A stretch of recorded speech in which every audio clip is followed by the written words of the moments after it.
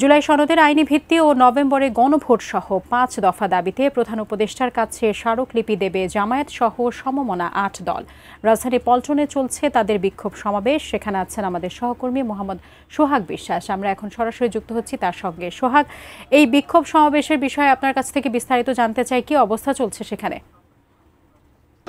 পরিবর্তিত যে সরকার ব্যবস্থা, এরপরেই একটি ঐক্যমত কমিশন গঠন হয় এবং ঐক্যমত কমিশনে ফ্যাসিবাদ বিরোধী যে রাজনৈতিক দলগুলো রয়েছে তারা নানাভাবে ঐক্যে আসবার চেষ্টা করে, কিন্তু শেষ পর্যন্ত এখন পর্যন্ত রাজনৈতিক দলগুলোর মধ্যে যে ঐক্য সেটি কিন্তু আসেনি। সে কারণে এখন পর্যন্ত জামায়াত ইসলাম, ইসলামী আন্দোলন সহ ৮টি সমমনা দল তারা রাজপথে রয়েছেন। তারা ৫ দফা দাবিতে আজকে প্রধান উপদেষ্টা বরাবর একটি স্মারকলিপি প্রদান করবেন।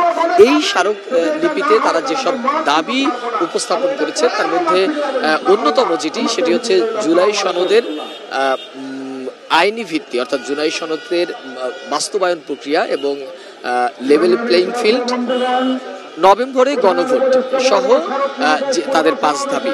এর মধ্যে অন্যতম হচ্ছে আওয়ামী লীগ সহ ১৪ দলের কার্যক্রম এবং তাদের নিবন্ধন বাতিল করতে হবে।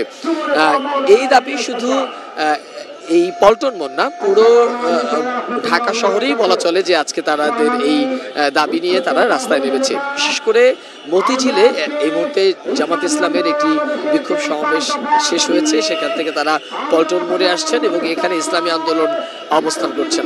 অর্থাৎ তাদের যে সমমনা দলগুলো রয়েছে সেই সমমনা দলগুলো এই পল্টন মোড়ে সবাই সমবেত হবেন এবং এখান থেকে একটি স্মারকলিপি প্রদানের পূর্বে তারা একটি বিক্ষোভ সমাবেশ করবেন। সেই সমাবেশে বিভিন্ন রাজনৈতিক দলের নেতারা বক্তব্য রাখবেন। এরপরেই তারা যমুনার অভিমুখে যাত্রা করবেন। তারা মূলত এই যে রাজনৈতিক দলগুলো, বিশেষ করে সমমনা যে ৮টি রাজনৈতিক দল, তারা ঐক্যমত কমিশনে তাদের প্রস্তাবনাগুলো দিয়েছিলেন এবং তারা বারবারই বলে আসছিলেন যে জুলাই সনদ যদি আইনি ভিত্তি না পায় তাহলে সেক্ষেত্রে এই জুলাই সনদের কোনো মূল্য থাকবে না।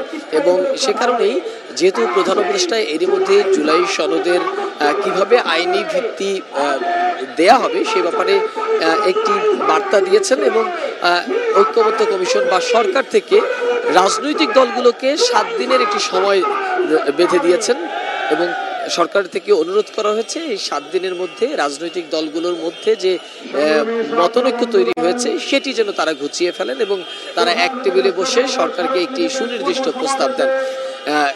এ কারণে রাজনৈতিক দলগুলোর যারা রয়েছেন তারাও কিন্তু চেষ্টা করছেন একটি সমঝোতার মধ্য দিয়ে জুলাই সনদের বাস্তবায়ন প্রক্রিয়াটা যাতে দৃশ্যমান হয় এবং তারই প্রেক্ষিতে এই যে ইসলামিক যে সমমনা দল বা যারা